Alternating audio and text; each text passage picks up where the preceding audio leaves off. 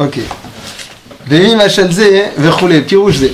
כי כאשר הוא חושך ואפלה, אז האדם הולך על הקוצים ועל הפחתים מעצמו ונאבד. אבל כשיש לו אבוקה, אינו ירא שיהיה הולך על הפחתים ועל הברקנים. אבל, מכל מקום אפשר כי יבואו עליו חיות רעות וליסטים, אף שהוא לא ילך אליהם, וכשהוא יום אז מסולק מן הכל שאין שולטים אלו הדברים בים.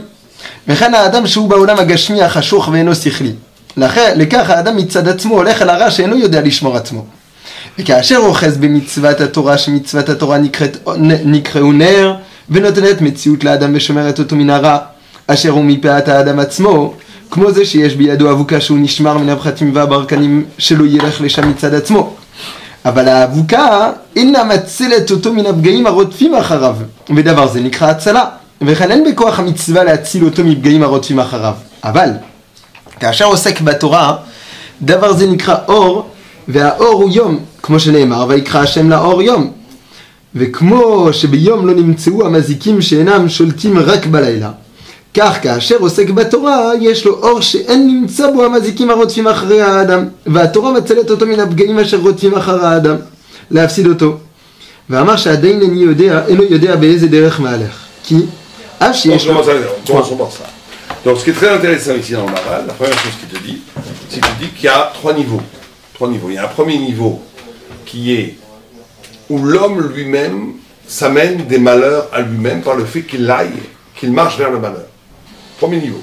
C'est-à-dire que quand on prend le machal et le nimshal, quand on prend la parabole et ce que veut dire la parabole, il y a donc quelqu'un qui est dans l'obscurité totale, met ses pieds dans les épines, se blesse, et c'est lui qui se blesse. Pourquoi il se blesse? Parce qu'il ne voit pas. Donc, le sans mitzvot et sans Torah, c'est inévitable qu'on tombe dans le chaos qui amène sur soi, qu'on fait des actes qui amènent sur soi le malheur spirituel ou physique. Ça, c'est un premier point. Pourquoi c'est comme ça? Pourquoi c'est comme ça? Parce qu'il y a un principe très important dans la Torah qui s'appelle en français, mais un mot compliqué, vous pourrez trouver, la dérilection. Dérilection, ça veut dire quand quelque chose chute, ce qu'on appelle dans la Kabbalah la chute. Ça veut dire qu'il y a, sans rentrer dans la Kabbalah en soi, mais il y a dans la Kabbalah ce principe très important que, à un moment donné, pour que le monde soit, il faut un processus de chute. C'est-à-dire que si chaque chose reste à son endroit, si chaque chose est à son makom, si chaque chose est en harmonie totale avec le pourquoi il a été créé, il n'y a pas de futur. La machine ne démarre pas. Donc pour que la machine démarre, il faut ce qu'on appelle une distorsion entre la vérité et la réalité. Ce principe de base de la création. Pourquoi la machine ne démarre pas? Parce que si chaque chose, la machine ne démarre, le temps ne démarre, le projet ne démarre, que si un projet essaie de rejoindre son essence, que si un mouvement essaie de rejoindre son essence. L'histoire universelle essaie de rejoindre son essence. Un homme en vivant essaie de rejoindre le pourquoi il a été créé. C'est ça le sens de sa vie, aussi bien au niveau du sens de la mashmaout qu'au niveau du sens de la direction qu'il prend pour vivre. Si l'homme naissait parfait, il n'y aurait pas de futur. C'est toute la notion, la marche loquette entre Rabbi Akiva et Apostol Racha. Pourquoi est-ce qu'on fait la Brit Mila? Pourquoi est-ce qu'il faut se parfaire? Pourquoi est-ce qu'il n'y a pas... il y a une distorsion, il y a un hiatus, il y a une différence entre l'harmonie de l'homme, ce qu'il doit être, l'endroit où il doit habiter, la lumière qu'il doit investir, et le monde dans lequel il habite. C'est ça toute la notion même de l'existence. C'est qu'il y a, et bien entendu, tout le libre arbitre c'est ça le libre arbitre. C'est quoi le libre arbitre? C'est qu'à un moment donné, un homme, le vrai libre arbitre, à la racine de tous les autres libres arbitres, la Bechira, c'est toujours que tu as choisi entre deux systèmes. Un système qui correspond à ton essence, ou un système qui est organisé par la matière, par les forces des ténèbres, qui organise une logique, qui des fois peut être séduisante, et qui t'invite à t'y perdre. Et le vrai choix qu'un homme doit faire, c'est un choix, est-ce que je choisis d'obéir à mon essence? C'est ça un gibor. Il obéit à ce qu'il est. Ou bien d'être façonné de se laisser façonner par les forces extérieures qui le pousse ou l'incite à penser, à parler, à agir selon un mode qui est étranger, zar, à ce qu'il est.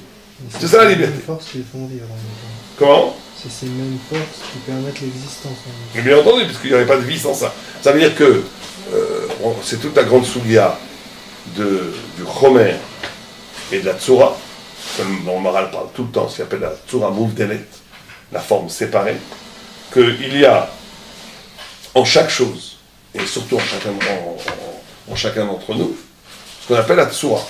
C'est la forme parfaite qui est en même temps à l'origine et en même temps le but. Sauf Maaseh B'Marshavatrila, c'est le sod que ce que tu essaies de joindre, c'est ton essence primordiale.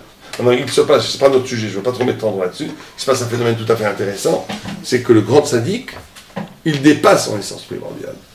C'est en ce sens-là où il y a une dimension extraordinaire donnée par Dieu à l'homme, que sa liberté fait qu'il peut même envisager un destin qui est biéchol que Dieu n'avait pas prévu. Il n'y a pas de K'toub chez le peuple. Noach et Abraham. Noach et Abraham et Rabbi Eliezer avec Chachamim. Quand Rabbi Eliezer dit, la fameuse Gemara, quand Rabbi Eliezer dit par rapport au four cassé, vous connaissez l'histoire du four cassé? Le four. Oui, attends, le four cassé, c'est une parabole d'un homme cassé. Il y avait une marloquette, est-ce que le four pouvait redevenir, si on le rebâtissait avec du sable, est-ce qu'il retrouvait sa dignité de Kéli, puisqu'un Kéli ne reçoit d'impureté que s'il est un Kéli. Des Jvarim, des brisures de Kéli ne reçoivent pas d'impureté. Donc si un Kéli, il est bâti à partir de quelque chose, il a été cassé, il est rebâti, est-ce qu'il redevient un Kéli? C'était la grande marloquette, est-ce que la Teshuvah, est-ce que la brisure réparée par des psychanalystes, pour ceux qui vont à la psychanalyse, ou par l'étude d'Agmara, ou bien par des gens qui à un moment donné se rebâtissent, est-ce qu'il est aussi pur qu'avant? Ça, le fond de la marloquette. Un disait oui, un disait non, et Rabbi Eliezer disait que lui pensait, comme il était Bet Shammai, le djinn, qu'un homme ne pouvait jamais tout à fait réparer, et donc paradoxalement, que le four restait pur. Et tout le monde était contre lui. Il était toujours cassé en fait. Il était toujours cassé. Et à la fin, il a fait des miracles, après il a convoqué Dieu lui-même, qui a dit et pourtant, ils m'ont vaincu mes enfants, ou ils m'ont rendu éternel mes enfants, selon les commentaires. Donc on peut envisager une halakha qui n'est pas la parole de Dieu, et qui est agréée par Dieu. Ça veut dire qu'il y a quelque chose d'extraordinaire. C'est qu'il y a quelque chose de paradoxal, c'est qu'en même temps, le but de l'existence, c'est de toucher et d'épanouir le pourquoi tu as été créé.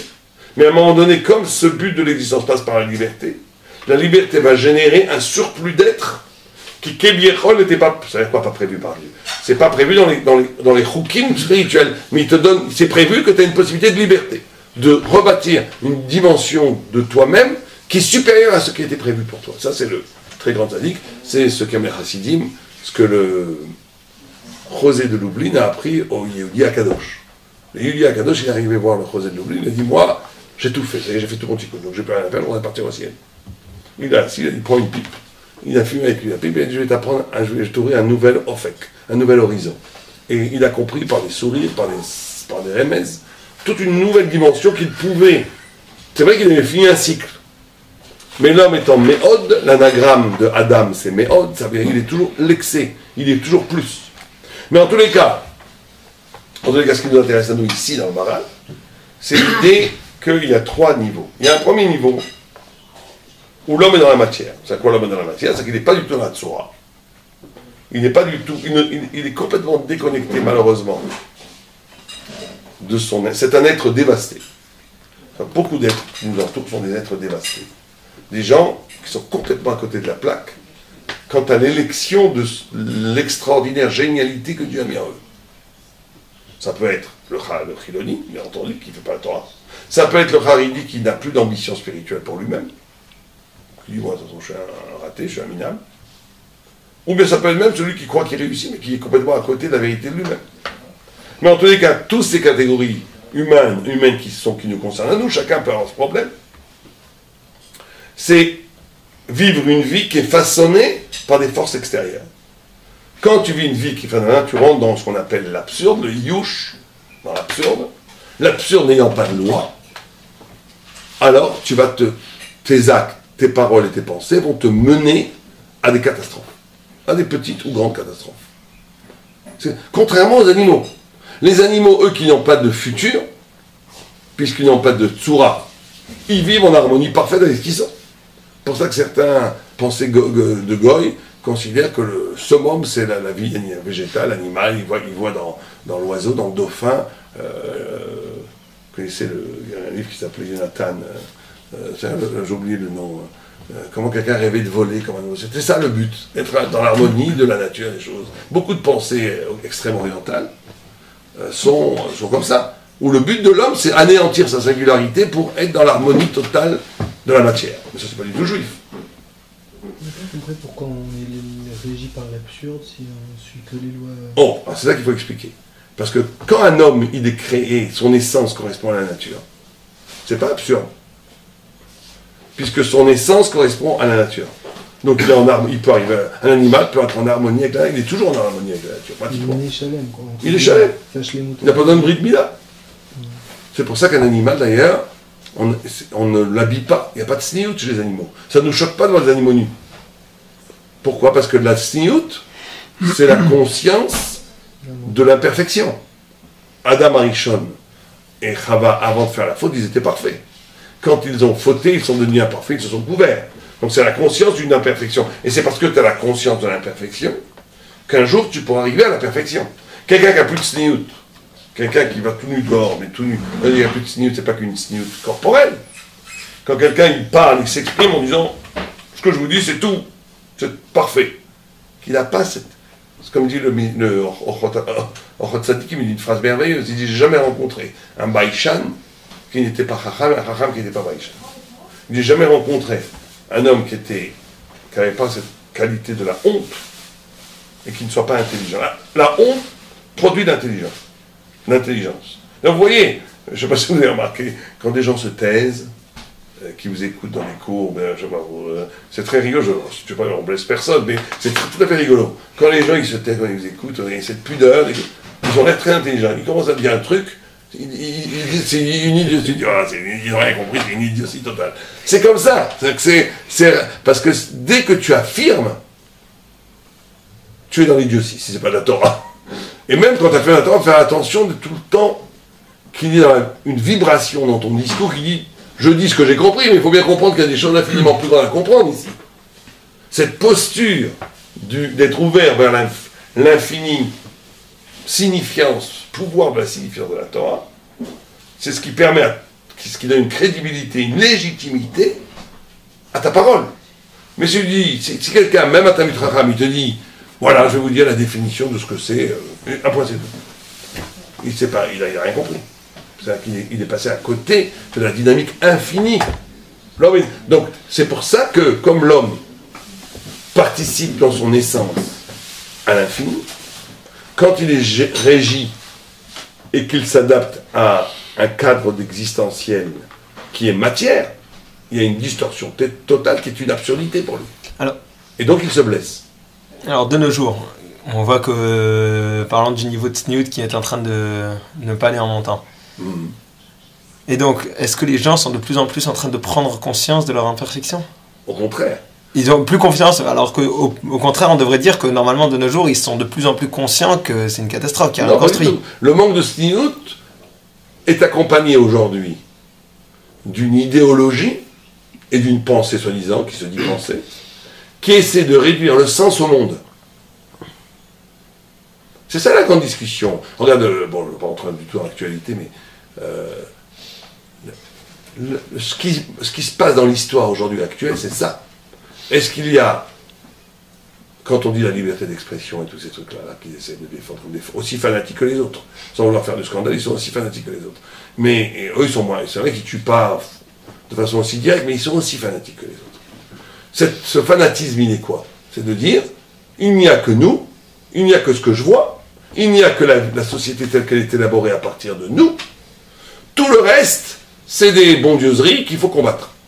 C'est une idolâtrie, c'est une religion laïque, aussi fanatique que celui qui dit « il n'y a que Allah Akbar » et il n'y a que ça, et que celui qui n'est pas, on va lui couper la tête. C'est pareil. Pour moi, c'est pareil, c'est deux fanatismes qui se combattent. C'est vrai qu'on ne va pas comparer des gens qui font des designs avec des gens qui massacrent des gens.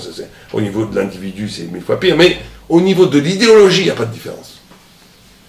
Donc la sniout, la perte de sniout, elle est corollaire d'une perte du sens. Et le manque de sniout est corollaire d'une extinction du désir de vérité. Et aussi du kavod de la vérité. Bon, on ne va pas faire un cours de sociologie, mais c'est sûr qu'aujourd'hui en Europe, en Occident, le fait que les jeunes, n'aient plus tellement d'attrait pour le savoir, en tant que savoir, ils ont un attrait d'apprendre un métier, d'apprendre le high-tech pour avoir un bon boulot, pour avoir de l'argent. Mais de savoir pour savoir, c'est devenu de plus en plus rare. C'est lié au manque de sniout. Et parce que le savoir n'a plus tellement un statut comme il y avait de prestige, comme il y avait avant, donc on est réduit à l'animalité humaine, à l'animalité sociologique. La société occidentale a bâti une société régie autour de l'animalité. Donc l'animalité, un animal n'a pas besoin de se couvrir. D'ailleurs, c'est pour ça que les grands-mères qui couvent leurs petits chiens, c'est pas bien. Le chien, il est parfait. Il n'est pas en décalage entre son essence et ce qu'il est. Il est très bien. Donc il est parfait. Il est comme l'avenir des comme Adam et Chava avant la faute. Au sens où, à des niveaux infiniment inférieurs, mais au sens où il n'est pas en décalage, en distorsion avec son essence. Donc,